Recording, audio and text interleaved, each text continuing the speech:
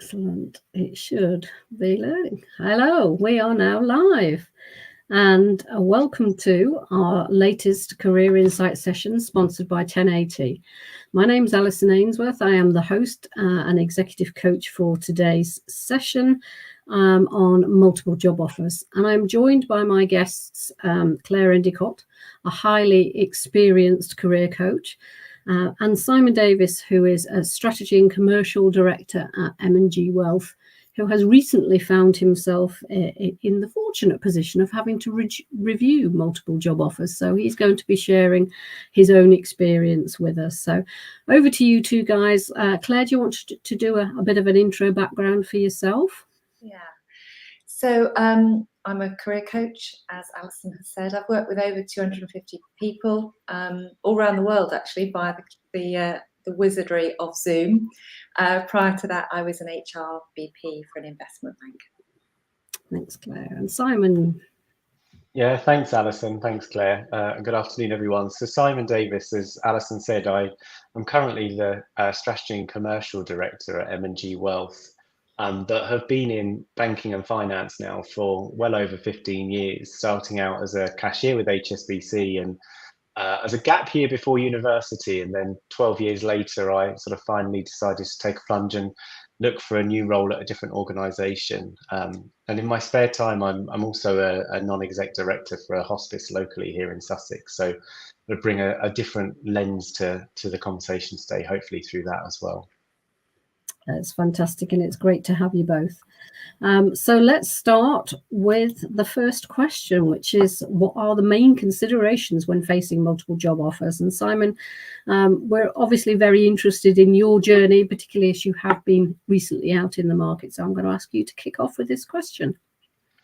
Of course. I mean, so just for context, I joined M&G Wealth at the beginning of January this year. So I've been there nearly 7 months.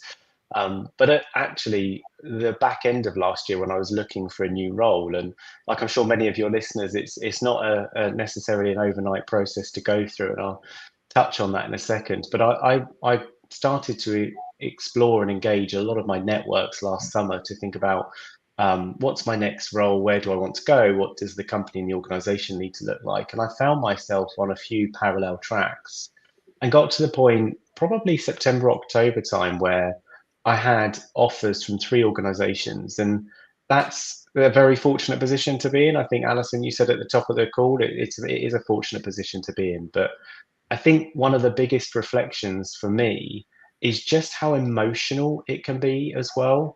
It's incredibly tiring to get to that point where you've had parallel running conversations, you're possibly still employed in another role. You've explored, engaged, networks, connections. The processes are elongated through interviews and informal chats, and it's not just a one-stop shop. And I think the first thing I would sort of counsel your listeners on is, and those listening to us this afternoon, is just think about what that emotional journey is going to do for you if you're just starting out on it, or actually if you are halfway through it. It is a steady pace you need. And I think being in the position where you do have multiple offers is absolutely fantastic in some respects, that you do have choices. I would be really clear, and what I did when I started getting engagement from a number of different organisations and different roles, is be really clear at the outset what's important to you, what's your priorities, whether that be from the role or the organisation. I'm hoping we'll touch on a bit of that later and we can get into a bit more detail. But is there anything specific that is a non-negotiable for you? And that's got to absolutely be critical as part of your decision making. Absolutely. I love the fact you focus on energy, because we talk a lot about that. It takes a lot of energy to go through this process, and it's about creating some balance in there as well, so that you're always fresh for every conversation that you have. I think it's being kind to yourself as well, and just acknowledging that it's not people think, well, I should be 100% in all of this, and it's how do you use your own coping mechanisms. And so for me, that's reading and taking time out, doing some sort of yoga and stretching, but just bringing that energy level back so that when you're in front of a recruiter or an HR member or, you know, the hiring manager, that you've got that enthusiasm that they're looking for. Because I just genuinely cannot underestimate or sort of say how you cannot underestimate just how draining it is when you're going through that. Yeah. And Claire, any tips from yourself on that? Yeah, I thought it was a fascinating story. I think through what are your long-term goals, and does this role that you're thinking about, or these different roles, which one best supports that long-term goal? And I often say to clients, you know, when you have that rocking chair moment, when you look back, will you be pleased with this choice? And does it help you get to that hopefully long-term goal? So yeah. Yeah, no, absolutely. Absolutely. One of the things we talked about when we were discussing this topic is what's the starting point for considering multiple job offers, and we came up with kind of what do you enjoy about work, and I think it's a fundamental. It's great. I read a statistic the other day that said 86% of people don't actually love their jobs, which I think is really sad. Wow. It's very high. Yeah, Very high. no, I mean, I think there'll probably be aspects they love of their job, and maybe I've taken that slightly out of context, but yeah, why is it so important, and what work do you enjoy? So again, Simon, if I'd ask you to start on that one, how important was it for you in the consideration? 100%. I think I've mentioned, you know, being really clear on those criteria that you want to assess the role by. And a lot of that's got to be what's the gap between what you're doing now and capability. And I think, Claire, your point around, you know, thinking 2 or 3, I'm very clear in thinking 2 or 3 roles ahead of actually, does this role, you know, it's not just about in the moment, it's do you have any level of career development, progression, aspirations, and how does this role help meet that to start broadening out your skill set or even deepening some of the skills you've already got. And how does that role that you're applying for, how do the roles that you're applying for look to meet those criteria? And that's just one of many that you will assess. And, you know, for me, it's around, okay, there's 3 or 4 that are non-negotiables, which is leadership. You know, for me, the role has to be able to enable me to help people grow, because I think with any organization, people are the most critical part of that, along with customers, depending on or stakeholders, depending on what your company is. So seeing that growth is absolutely critical, and being able to have some level of autonomy and breadth, I think, is absolutely imperative. Yeah, and by that I mean I love solving complex situations, and I've traditionally worked in more complex organizations that are cross-functional management. So you'll be in a vertical function, but you'll need to engage with many stakeholders across the group. And I just love bringing them together and trying to problem solve that. And yes, you can look at the specifics on, well, what is the role looking for you to deliver? What are the objectives? What are the outcomes? Whether that's commercial growth or, you know, whether it's hitting certain KPIs. But actually, the softer elements to that, is that going to really scratch an itch that you've got and align with what your priorities are? And that's why I think the criteria so early on in your process is critical. Yeah, absolutely. Claire, do you want to add anything there? I agree with what you're saying, Simon. I just want to frame this in a slightly larger way.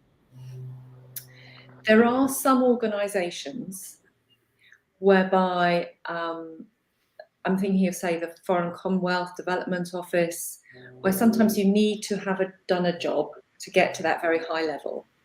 For example, you might be a career diplomat, but you might need to have done a budgeting job at some point.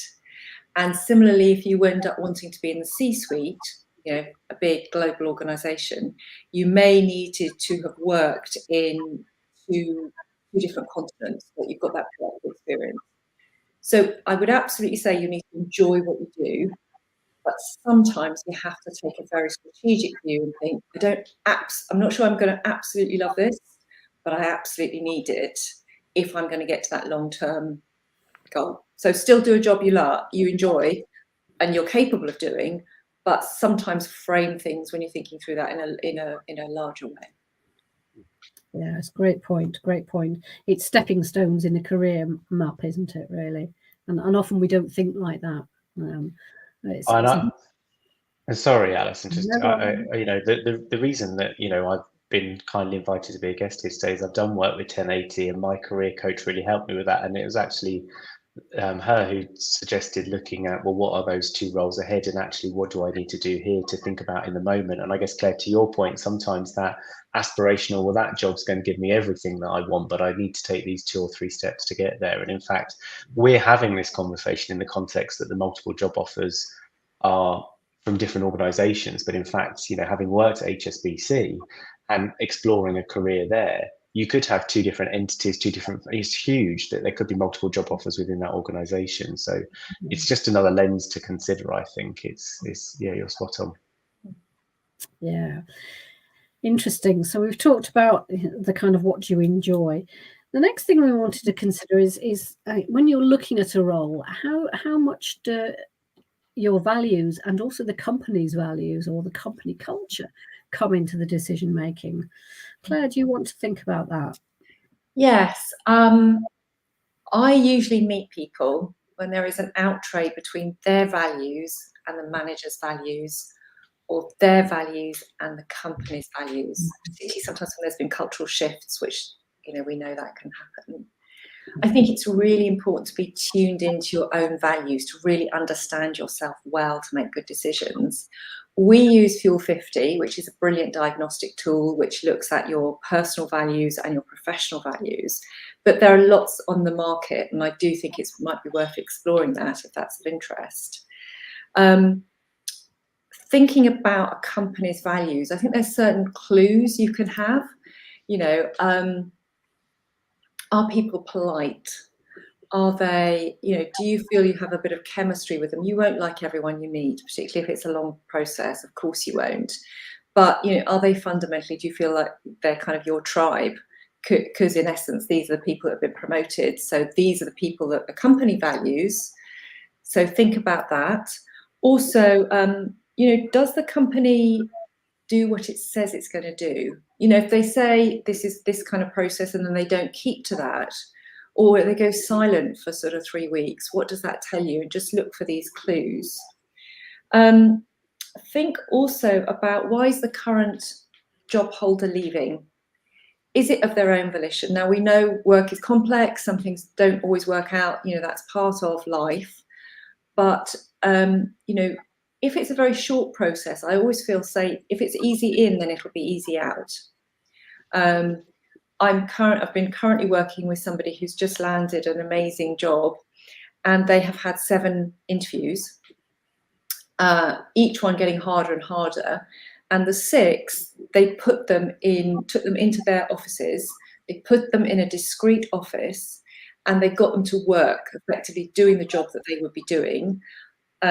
Midpoint in the afternoon, the manager came, looked at their works, you know, evaluated it, and then they interviewed them, and then they, you know, they've got the role, and it's amazing.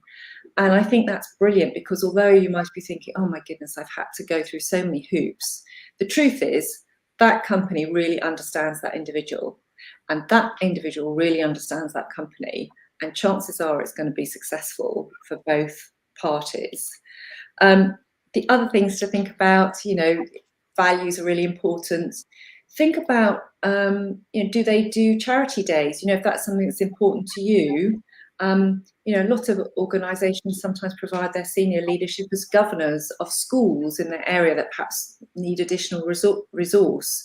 So again, you know, those are things that you can look at quite easily. You know, what are their ethics and what's their profile in the market, which I think is probably a segue into our next question in a moment. But anyway, sorry, Simon, over to you.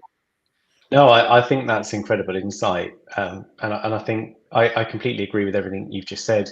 The 7 stages that your coachee has been through, I think, is just testament to my point that if you are managing multiple of these processes, it is emotionally draining to go through that as well. I mean, that's an intense 7 processes, and number 6 sounded like it was incredibly intense. But you're absolutely right, and I think we shouldn't lose sight of the fact that that recruitment process is for both parties. It's for the company to understand, is the candidate right for them, but for the candidate to be able to go through that process of saying, is this where I want to be? And obviously we're discussing what happens when you've got multiple of those. I think having just gone through that, and I'll be really candid, one of the roles that I took at a new organization, I'd done what I could to assess the culture and the role fit with what I wanted to do. It was a great and natural next step. But it is not always easy to look at, well, what does that culture look and feel like? And you can go through and all of what you've just said, Claire, but also speaking to those people you talk about along the way, and do they, for me, it's the signs of, do they look disorganized? Do they look stressed? Do they look overwhelmed? All of those are red flags to go, or let me just pull this and pick at it a little bit more. I think, speaking to the HR team when you're going through the early stages of, well, give me a sense of what it looks and feels like to work here. But also using the power of LinkedIn to see, have you got any first, second, third connections that have either worked there or do work there, where you can look and say, give me a really honest and candid view. I think it's, for me, I mean, coming back to your question at the top, Alyson, and it's critical to try and align those where you can. So your values and understanding them, and the Fuel 50 report is fantastic. Having been through that, I think aligning those with the organisation is critical for me.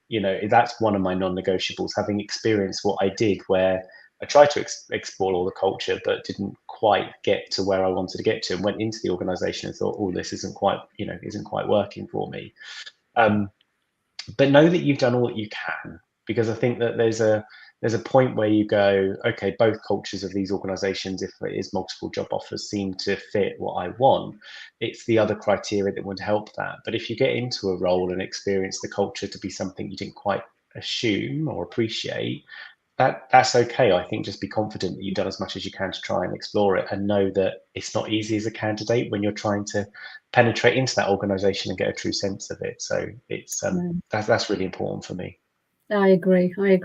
I talk a lot about fit and alignment because I think it's key. It's not, can you do the job? It's, do you want to do the job as well, and will you fit in? Because there's a comment in the chat there from a colleague of ours saying that when her values were not aligned to the company, she was very unhappy. And I think sometimes you don't notice it day to day unless your values are compromised, and then it starts to become an issue. And therefore, if you go in with, like you both said, a clear indication of what those values are, then hopefully the alignment is as good as it gets. There's a couple of questions come up. I think there's one on ideal work preferences, listed and ranked and used as a template.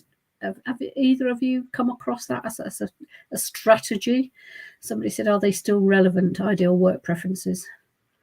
So, I suppose it's to the point that you said, Simon, what are my must-haves versus my non-negotiables? I've never heard of it specifically, Alyson, but I think certainly for me, the circumstances around it and the context of it, I mean, we've shifted massively. We shouldn't forget that we went through COVID and this period of real change where organizations, where possible, allowed you to work from home a lot more flexibly. And so I think people's priorities, although they were emerging and shifting through the sort of early 2000s, they took a huge directional change post the pandemic, when people suddenly realized that work-life balance was a lot more important, and working flexibly was really key to them. I think technology has made the culture that we're living in now very always on, and it's how do you step away from that? And so I've not heard of that specifically, but I think there's certain websites out there you can go to, and I'm sure that 1080 can help with it as well, of just listing, okay, well, what are your top 10 criteria to say these are the things, and they will be different for everybody, and they should be. If you've got a family, if you've not, it's how do you assess against those? Yeah, absolutely. That slightly covers kind of two of the next questions, but I'm going to jump into the one that we did put up, was how does the company brand impact on your profile in the market? So when you were making those decisions, how are you emotionally aware of the decision you're making, and how it could impact on you going forward? Simon, do you want to jump in on that first? I think it's a really critical one. and in the conversation, I think Claire just referenced the segue, but to the company culture and the company profile, I think it depends what industry you're in for me, and it depends on the size of that industry. I think smaller industries, well, I'm not even sure that it is judged by size actually. For my, finance wealth manager, it's an incredibly small industry where, you know a lot of people, the companies that tend not to have such great cultures. And of course, people will be cognizant of that. I think there's two angles to this. Is one, have you come out of an organization that you didn't know that the culture or the reputation was not as positive as you'd like it to have been, and now you're going in to look for a new role, or you're sort of going through that process, and how does that impact you? I think there's just a be aware of it, and be aware that that is the market perception or the industry perception, so that you can talk about it in a really balanced and constructive way. But as you're going through your, is it company A, is it company B, company C, or role 1, 2, or 3? Actually think about, does this organize, and it doesn't need to be, you can weight these criteria, so it doesn't need to carry a huge weighting, but is it going to have an influence over the conversation Claire and I were just having, but in 3 roles' time, when you might move into another organization, are they going to look at you and go, okay, well, they've cut their teeth in organization Y, and actually we don't really, rate their culture, and it's going to be a big impact. So it is something you have to be cognizant of, but I wouldn't say that it's, for me, something that's wholly defining. I'd like to think that you'd have enough knowledge, if that is the case early on enough in the process, that you would withdraw from it and just not panic that that's the only opportunity you've got that's bubbling around, because that's going to be critical, so you don't waste your time or the recruitment or the HR hiring manager's time. It's probably my take on that. Yeah. Claire, your thoughts? Alyson and I used to have a colleague, and it's slightly outdated now, but he always used to say, how do you feel you're at a drinks handing over the business card? And I think there's something about that which is a little bit almost ephemeral, but there's a sort of gut feeling about what that means. And we don't have business cards now, but I guess it's LinkedIn, that's the closest we get.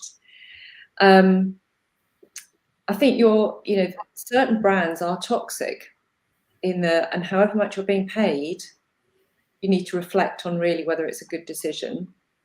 And that might be, for example, their environmental profile, or they may be close to a regime which is, very unattractive and might, affect you in the future. The other thing I think it's worth looking at is what's the situation, what's the financial stability of the company you're going to work for.